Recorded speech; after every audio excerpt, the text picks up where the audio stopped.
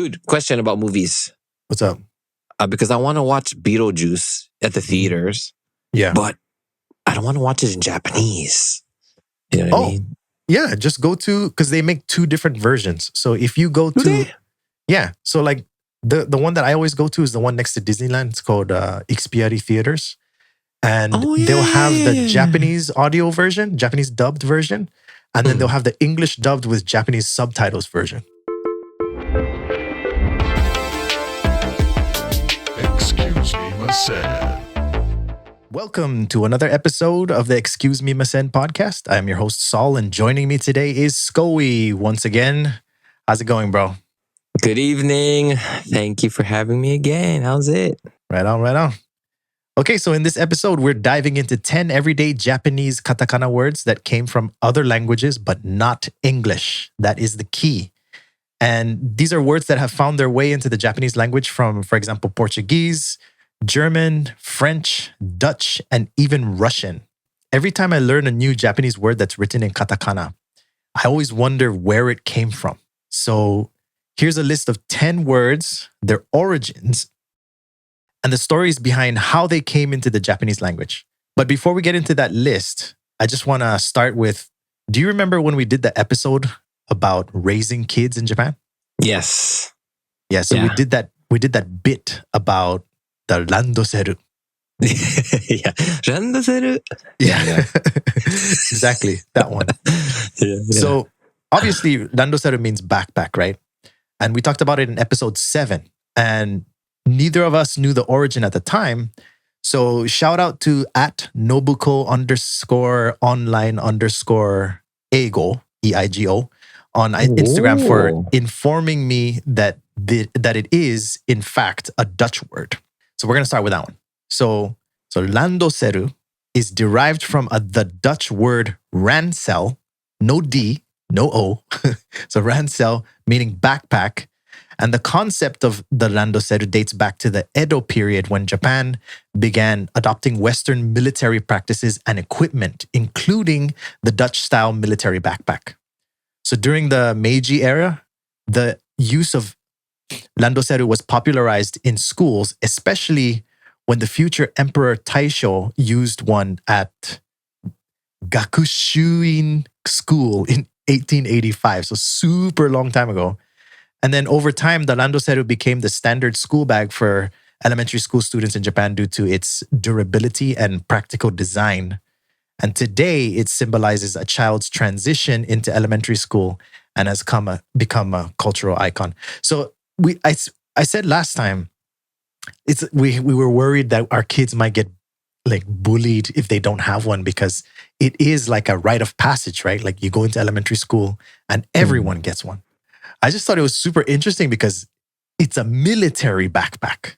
When I was reading it, when I was reading the research I was doing, I was like just imagining some like soldier, right? Like trudging through the marshes or whatever with a Randoseru on his back. I don't know what kind of... Whatever they sing or whatever. the Totoro song, right? Aruko. You know that song? It sounds familiar, yeah. That's Totoro? Yeah. Watashi wa genki. Oh, yeah. Yeah. A military... Randoseru is a military backpack. That's interesting.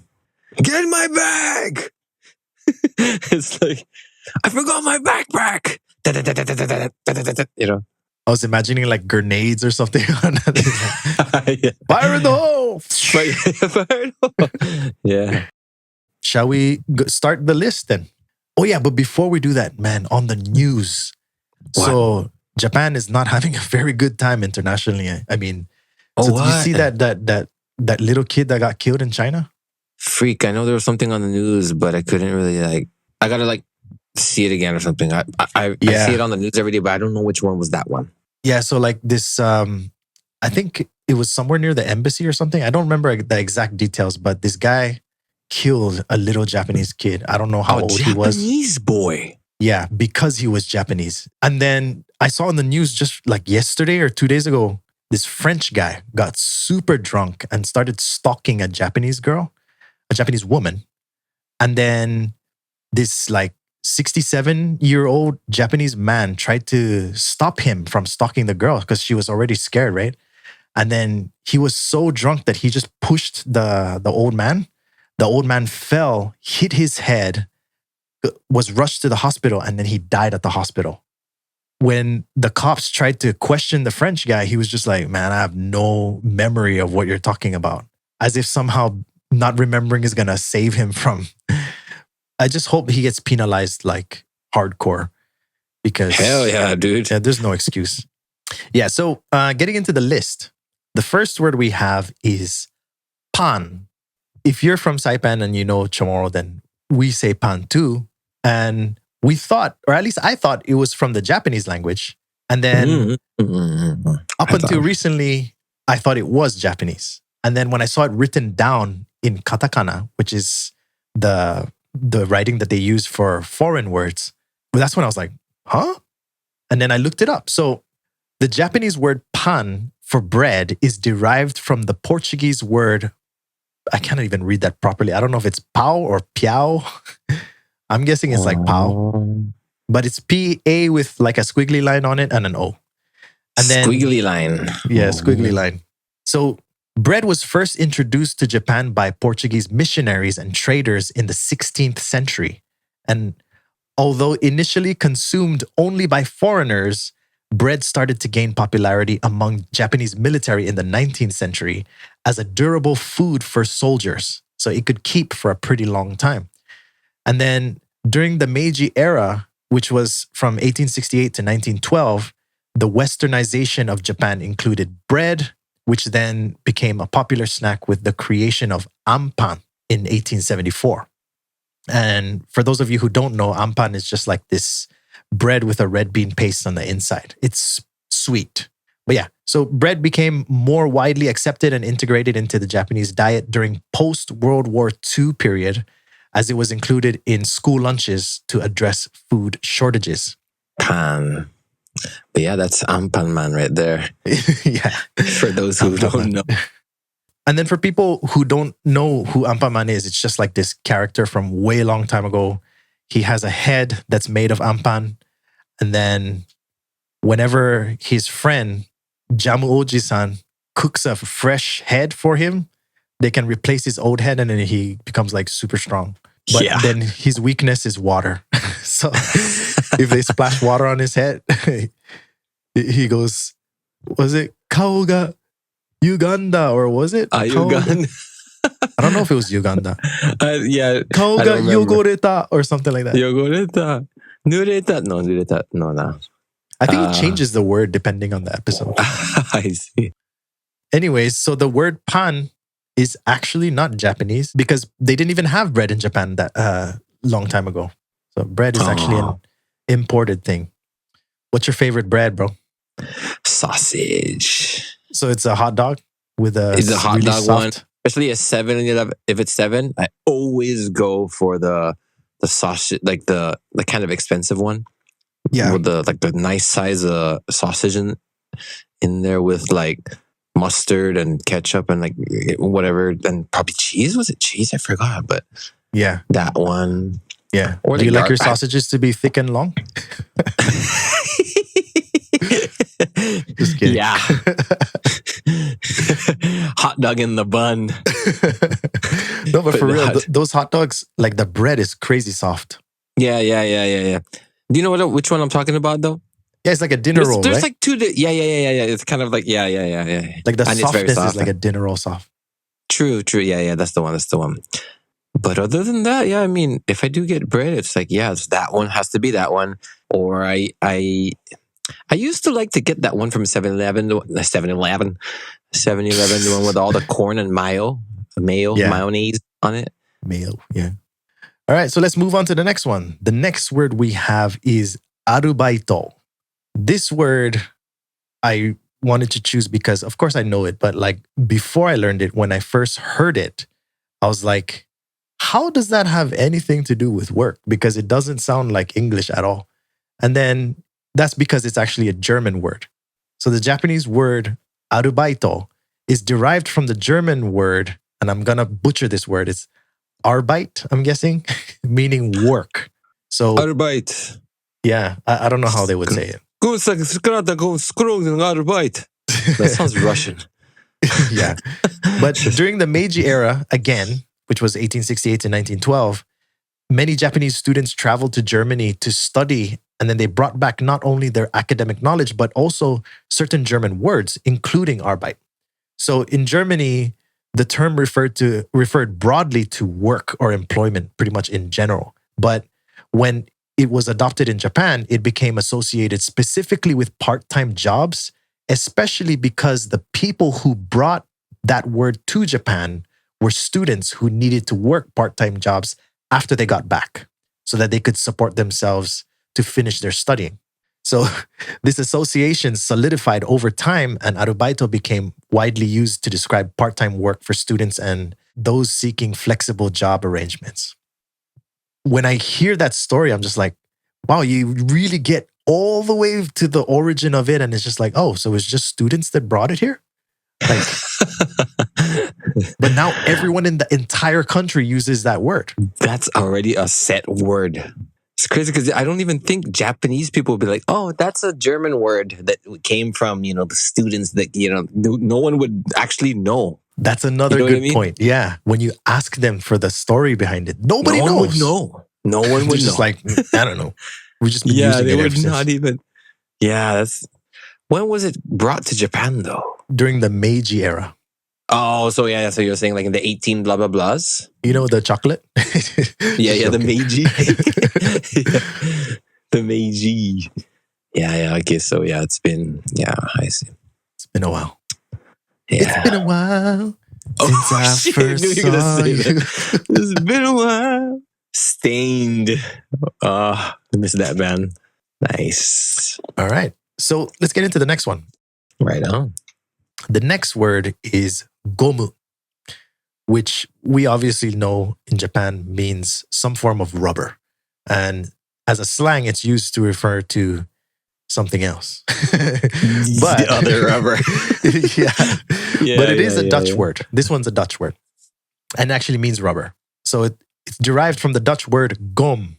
And this term entered the Japanese language during the Edo period, so before the Meiji period. This was from 1603 to 1868, when the Dutch were the only Westerners allowed to trade with Japan through the Dejima trading post. So gomu originally referred to gum or any elastic material, but as Japan's interaction with Western technology increased, it came to mean rubber, a product that the Dutch introduced to Japan. So today, gomu is widely used to describe rubber products such as tires, and I would say like the most commonly used is for rubber bands for like your hair and stuff like that. This is your everyday rubber bands is gomu. Even for like the ones that have like the fabric around, even those are called gomu. And you may have heard the word gomu if you like One Piece, because Luffy's first power that he releases is Gomu Gomu no Roketo! And then he punches like really far, right? Yeah. But speaking of rubber bands, dude, like every time I order bentos from like the bento shops, they always have the rubber band wrapped around the plastic to keep it closed, right? But they wrap it around twice to where it's like super hard to get off. So like you have to train your skin to get used to getting hit by the rubber band so hard every time. Yeah. You know what I'm talking about, right? I know what you mean. Yeah, it's like really like to your head. Yeah, you gotta like watch out for you get smacked, bro. Yeah. Moving on. So the next word we have is anketo. Yeah, this one is actually French. Yeah, so we already know that anketo means like a questionnaire, but the Japanese word anketo is derived from the French word, and I'm pretty sure I'm going to butcher this again. Enquête. I don't know. It's ENQUE, and the E has like a upside down V over it, and then a TE. That word itself originates from the Latin word inquarere. Inquarer. I don't know how to pronounce it properly, but yeah. So that word, that Latin word, is what our English word inquire is derived from. So we have a Japanese word that's derived from Latin, and then an English word that's derived also from the same word. Pretty interesting. Interesting. Very interesting. But yeah, so Anketo was introduced to Japan in the 19th century. So you're talking about the 1800s. And the first official use of the term in Japan was a public opinion survey conducted by GG Press in 1946. So over time, Anketo became widely used in various fields such as market research and social surveys, and has become a standard term for surveys and questionnaires in general in Japan. Can you try and pronounce it? The French word, Enquete?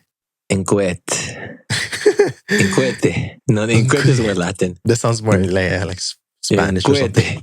Enquete. No, enquete. It's hard, man. French is hard. Have you ever filled out any ankets or surveys in Japan? A bunch of times before, but can't recall exactly what it was.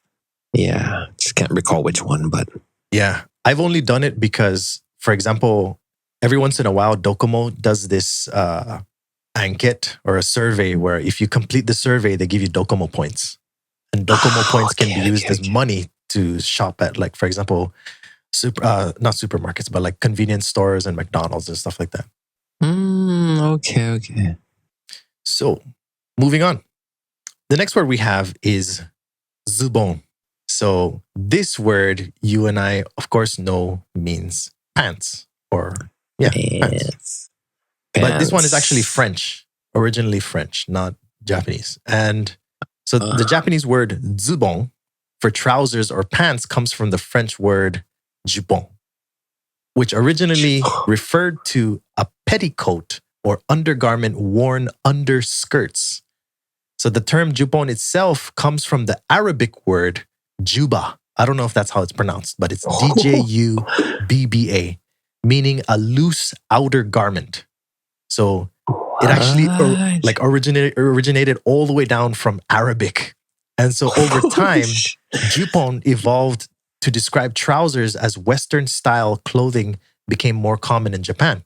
And zubon was widely adopted during the Meiji period. So this one, again, 1868 to 1912 area, when Western attire became fashionable and practical for everyday use. So despite variations in clothing styles and terminology, zubon remains a standard term for pants in Japan today. Yeah, because just imagine, they didn't even wear pants a long time ago, right? They wore those yukatas and those like really cool, like samurai clothes. Yeah. What do you call it? Jinbe? No, not jinbe. What is it? Yugatas? Is it? What did you just say right now? Yukata. Yeah. A yukata, yeah. I'm so sure they have like different kinds, but I don't know the names. What is the other one? Is it jinbe? Kimono? What's a jinbe? It's like the casual wear. Okay, yeah, that's a jinbe. Yeah, the kind of thinner, more thin, and like more like for hot season or something like that. Yeah, but it has like, at least the modern ones have short pants on it. So I don't know if that's like a newer thing, like much newer than zubon. All right, so let's move on. The next word we have is wirus. This has nothing to do with Wirusmith. It's just wirus. And wirus, of course, means virus. And when I first heard it, I was like, how did they go from virus to wirus? Because I thought it came from English, but actually it doesn't. It comes from German. So the German word for virus it's pronounced, I don't know how it's pronounced, but it's closer to virus instead of virus. Oh, virus. Yeah, it's spelled virus, how we pronounce virus. But the term was introduced to Japan in the early 20th century, so like in the early 1900s. And it was influenced by the German language's significant impact on Japanese medical terminology during the Meiji era. So again, 1868 to 1912. And although modern katakana can represent the V sound using the character U, or with a quotation next to it, which is pronounced as bu, they could say buirus was translated as we instead of bui to approximate the V sound at the time, because it was very hard for Japanese people during that time to be able to read that character. Like to phonetically make that sound. And so that led to its current form, which is wirus. So the term has remained unchanged and widely used in scientific and medical contexts. So virus is wirus in Japanese, and it's actually German. Interesting again, this one. Yeah. Just put a ith right after the su. What do you get? Yeah. Will Smith. Yeah, that's what Japanese for our listeners. In Japan, dad jokes are made in the form of puns. So in Japanese, it's known as dajare. So if you say Wirus Smith, you're making a pun using wirus and then adding myth at the end to make his name. And I don't know, I like those jokes. I think they're funny. I love it. Like, I can't get enough. You know the cartoon Crayon Shin-chan? Yeah. So for those of you who don't know, it's about this like perverted little boy, and he's like probably like third grade or something like that. Yeah, he likes to whip out his butt in public and then just start dancing. Yeah. But every time he enters a house, he always says "Ojama shimauma," which in Japanese means.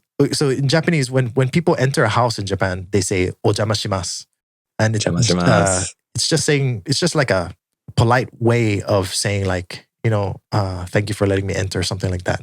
Yeah. But shimauma is striped horse, meaning zebra. So they combined ojama shimasu and shimauma into ojama shimauma. And I thought I like to say it sometimes. It's pretty funny. Yeah. Another one I like to use is konnichiwa. So konnichiwa and chihuahua, konnichiwa. Yeah. Just the other day, we're just talking about steak because my work site is like right across a steak restaurant. I don't even know what steak restaurant it is. Yeah. And they're like, have you ate at that steak? そこのステーキ屋さん食べたことある? Have you ate at that steak さん place? I was like, no. でももしかしてステーキですね。Steaky means like what, wonderful, nice, or desirable. Like desirable. 食べたことないけど、もしかしてステーキですね. I said, but he's like, stupid. Oyaji gag みたいな. He's like, oyaji gag.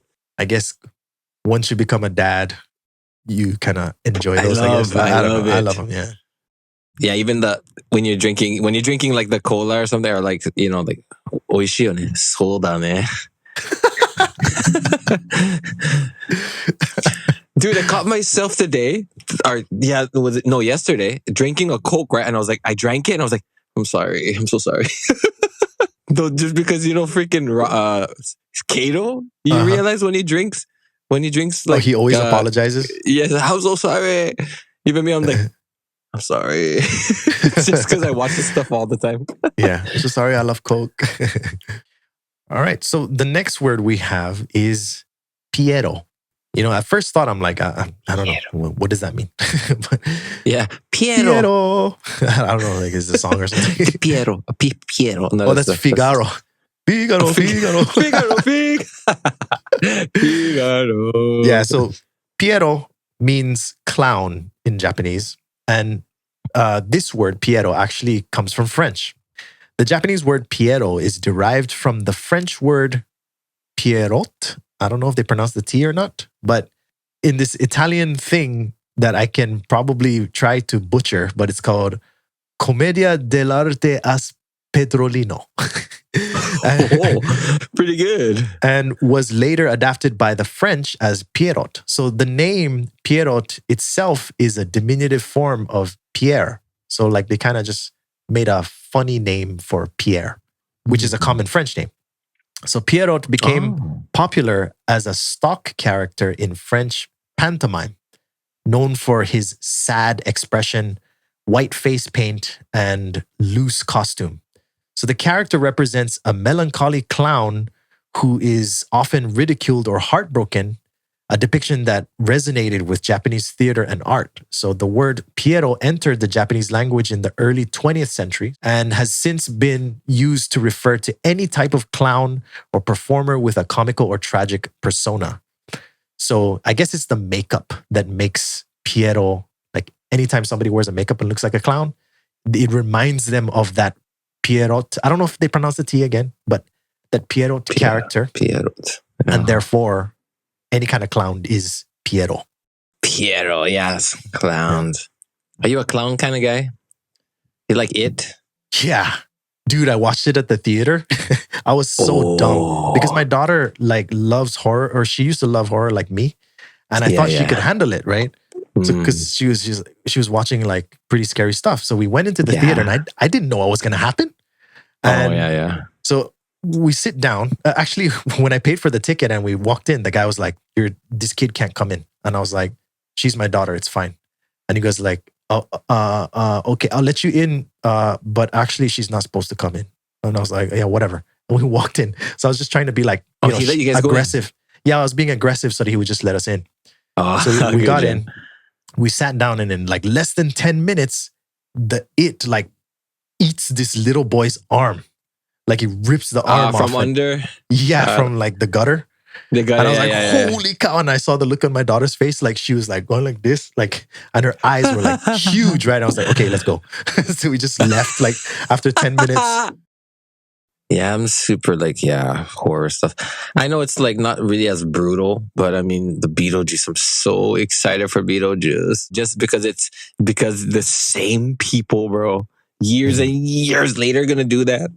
Yeah, I really like that guy, the guy who plays Beetlejuice. What's his name? He was super good in Batman. But yeah, dude, can't wait.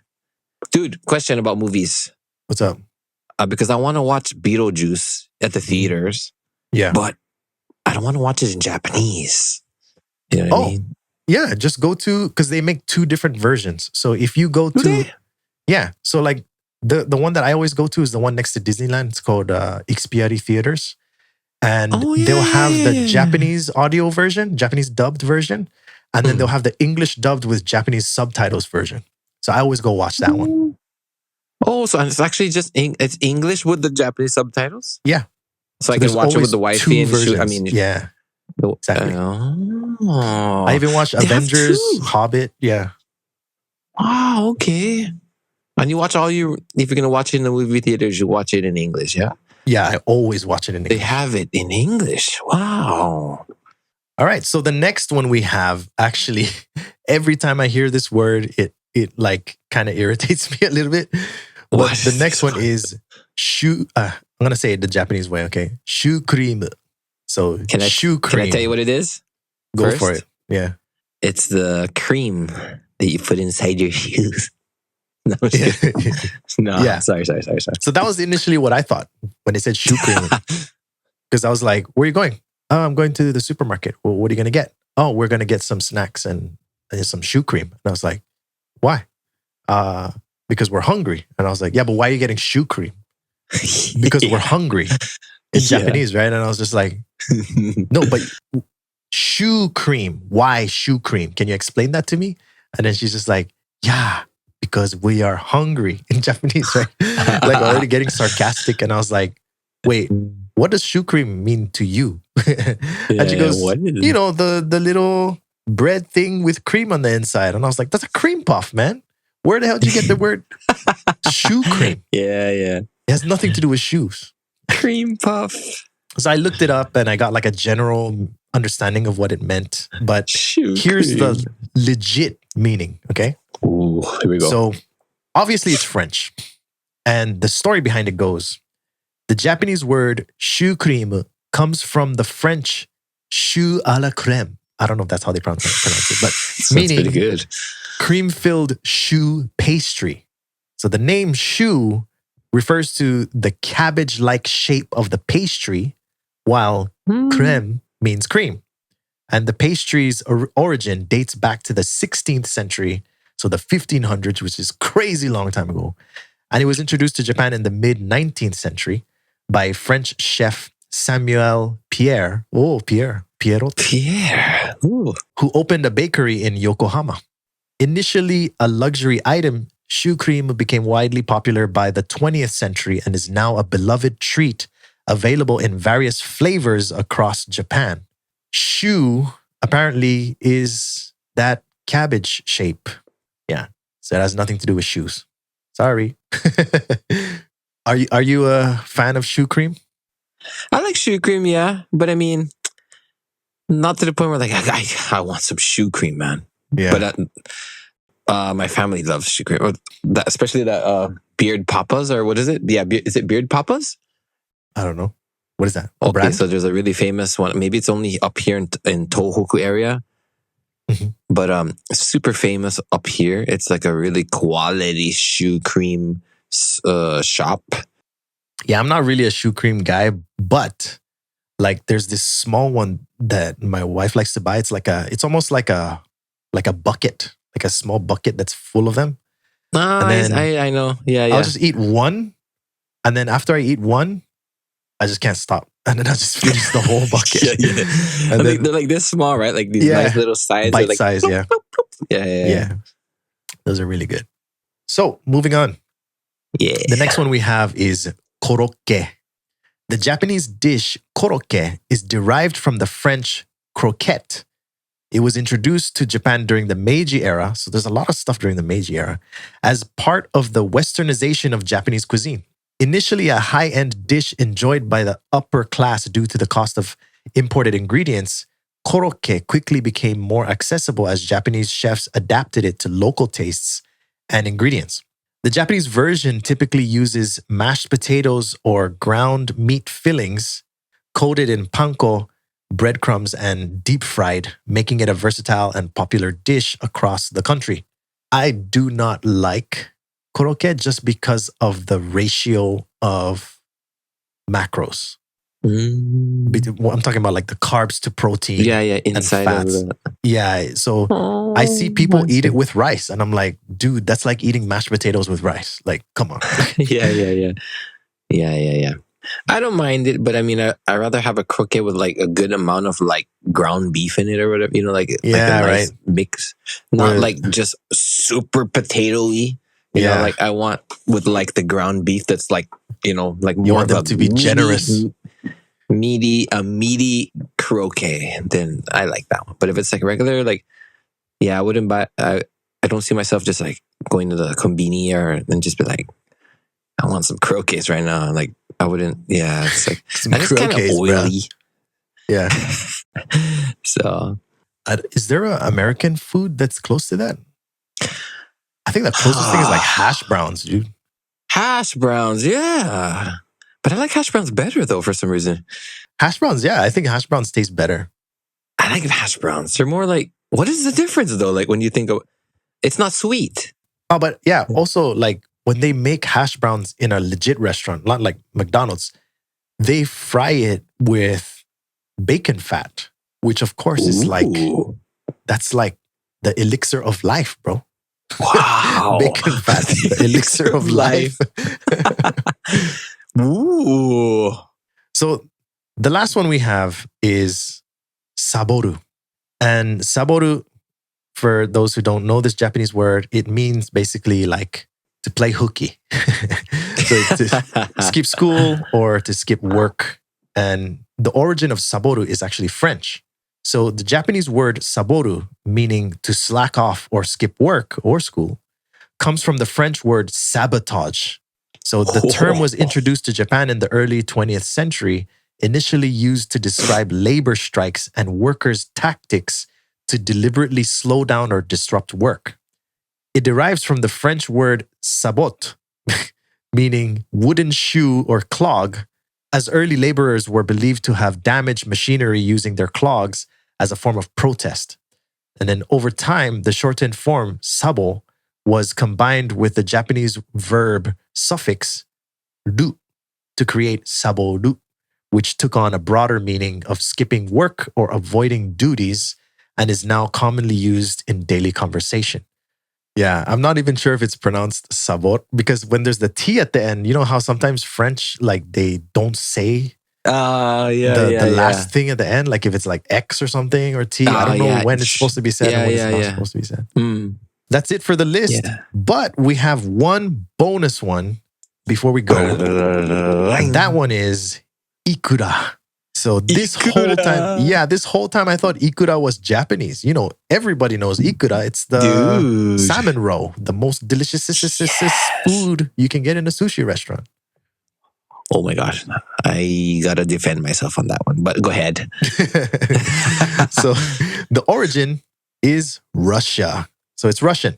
And the Japanese word ikura, which refers to salmon roe, is borrowed from the Russian word ikura. I don't know how it's pronounced, but it's like, you know how Russian has their own characters, right? It's like a capitalized mirrored N next to a capital but lowercase sized K next to a lowercase p and a lowercase a.